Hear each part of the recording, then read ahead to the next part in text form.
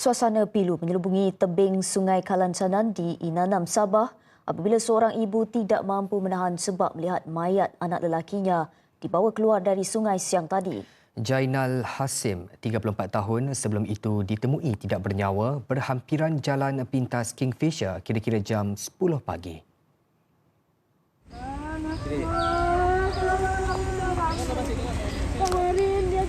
Menurut warga emas itu, anaknya ada meminta izin untuk keluar menemui rakannya kemarin.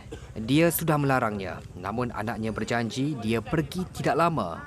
Luluh hatinya kerana itu pertemuan dan kali terakhir dia mendengar suaranya sebelum hanya jasad ditemukan. Jainal yang juga anak bongsu adalah tulang belakang keluarga dan selama ini banyak membantu menampung perbelanjaan rumah.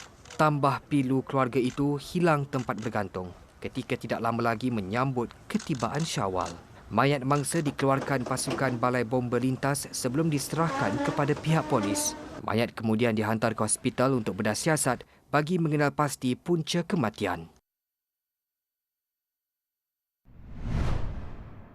Sementara itu, Ketua Polis Daerah Kota Kinabalu, Asisten Komisioner Kasim Muda mengesahkan mayat mangsa ditemukan terapung di tepi Sungai Kalansanan kira-kira 30 meter dari jalan utama. Setakat ini, tiada sebarang kecederaan tubuh mangsa dan unsur jenayah dikesan di tempat kejadian.